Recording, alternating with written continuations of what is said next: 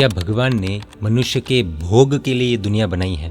उत्तर जानने के लिए बने रहिए इस वीडियो के अंत तक। इस प्रश्न का उत्तर जानने से पहले आपको बता दें, सरस्वती लब्ध प्रसाद परम पूज्य आचार्य भगवान श्रीमद विजय रत्न सुंदर सुरेश्वर जी महाराज साहब के शिष्य रत्न, परम पूज्य आचार्य भगवान श्रीमद विजय पद्म सुंदर सुरेश्वर जी महाराज साहब के शिष्य रत्न, परम पूज्य पन्याश्री धैर्य सुंदर विजय जी महाराज साहब द्वारा लिखित गर्जना पुस्तक से इस प्रश्न का उत्तर सभी के सामने हम प्रस्तुत कर रहे हैं। अभी के समय के हिसाब से एकदम ज़बरदस्त बुक यानी कि गर्जना। धर्म तो मतलबी बनना सिखाता है, राइट? धार्मिक इंसान धोखा देते हैं। कठिन तप क्यों करना, शरीर को कष्ट क्यों देना? धर्म लालच या डर से करवाना चाहिए क्या? क्या धर्म धार्मिक लोगों के लिए अफीम है? आदि इस तरह के अलग अलग 38 क्वेश्चंस के एक से बढ़कर एक जवाब पूज्य गुरु भगवंत ने गर्जना पुस्तक के माध्यम से दिए है, जिसे जानने के बाद धर्म का मजाक उड़ाने वाले या फिर धर्म को लेकर टेढ़े प्रश्न पूछने वाले के खिलाफ हम गर्जना कर सकेंगे। इस पुस्तक को आप इस QR कोड को स्कैन करके अथवा इस कॉन्टैक्ट इन्फॉर्मेशन पर संपर्क करके प्राप्त कर सकते हैं। अब देखते हैं हमारे इस एपिसोड के प्रश्न का उत्तर। क्या ये दुनिया मनुष्य के भोग के लिए भगवान ने बनाई है? कई लोगों के मन में ऐसे ऐसे तर्क आते हैं कि धर्म हमेशा त्याग की बात करता रहता है। ये छोड़ो वो छोड़ो कहने वाले धर्म को ही छोड़ने का मन हो रहा है। दूसरी बात, कुछ लोगों से बार बार सुना है कि भगवान ने ये दुनिया मनुष्य के भोग के लिए बनाई है।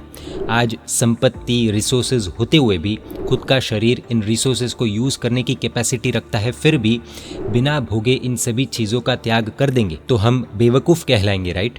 भगवान ने ये दुनिया मनुष्य के भोग के लिए बनाई है। ऐसा कहने के पीछे वजह यह है कि इस विश्व की जीव सृष्टि में मनुष्य सबसे बुद्धिमान और संस्कृत है, अर्थात इंटेलिजेंट और कल्चर्ड है। इसलिए मनुष्य खुद से पावरफुल एनिमल्स को भी कंट्रोल करता है और उन एनिमल्स को जीना या मरना, कैद रखना आदि वो मनुष्य की मर्जी पर निर्भर है। इसलिए हम कह सकते हैं कि ये दुनिया मनुष्य के भोग के लिए बनाई गई है। इस गंभीर प्रश्न के उत्तर में पूज्य पन्यास जी भगवंत कहते हैं कि यह उठाई हुई समस्या का समाधान जरूर देंगे, लेकिन उससे पहले एक प्रश्न का जवाब देना होगा।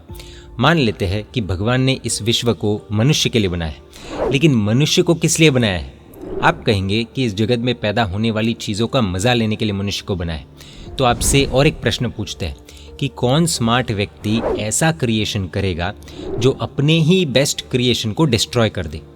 यदि आप मानते हो कि इतनी सारी डाइवर्सिटीज़ एवं ब्यूटी से भरा विश्व भगवान ने बनाया है, तो अपनी कंजम्पशन के लिए बेरहमी से नेचर को डिस्ट्रॉय करने वाला इंसान भगवान क्यों बनाते? मतलब प्रभु ने इस विश्व में मनुष्य को बौद्धिक शक्ति विश्व का नाश करने के लिए नहीं दी है, लेकिन विवेक के साथ उसका उपयोग करने के लिए दी है।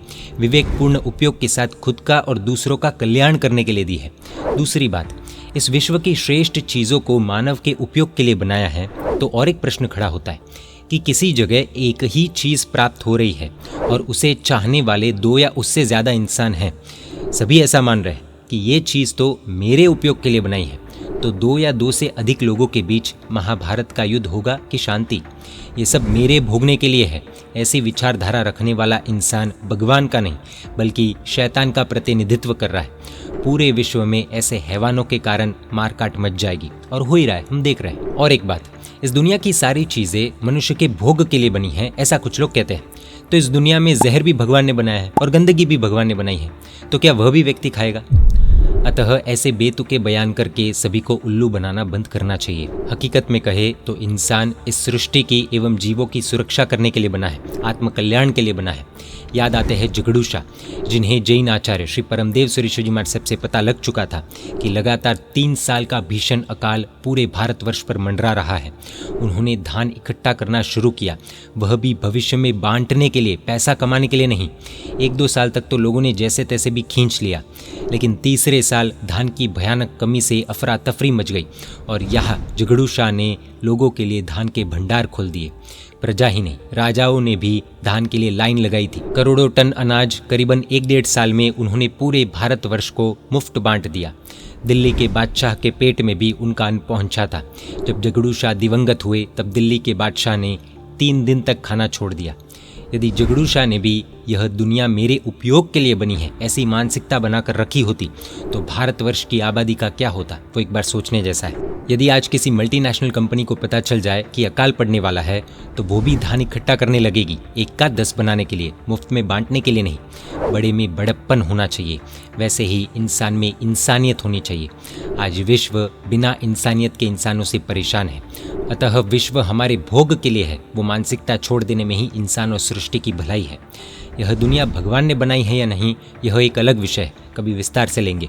लेकिन यह दुनिया भोग के लिए नहीं है, इतना तो क्लियर हो ही गया होगा। इसी तरह अनेकों प्रश्नों के शॉर्ट, स्वीट एंड सटीक जवाब इस पुस्तक गर्जना में दिए गए हैं। यह पुस्तक हिंदी एवं गुजराती भाषा में उपलब्ध है। इस पुस्तक को आप इस QR कोड को स्कैन करके अथवा इस कॉन्टैक्ट इन्फॉर्मेशन पर संपर्क करके प्राप्त कर सकते हैं। इस पुस्तक पर ओपन बुक एग्जाम का आयोजन किया गया है, जिसमें इनाम भी रखे गए हैं। पूरी डिटेल्स आप स्क्रीन पर देख सकते हैं। ओपन बुक एग्जाम 1 साल तक वैलिड रहेगा, वैलिड अप टू 28 अगस्त 2025। हर धार्मिक व्यक्ति को इस पुस्तक को प्राप्त करके पढ़कर अपना नॉलेज बढ़ाना चाहिए, ऐसा हमें लगता है। भविष्य में कोई धर्म को लेकर प्रश्न उठाए तो हम गर्जना के लिए तैयार रह सकते हैं। जय जिन शासन, जय महावीर।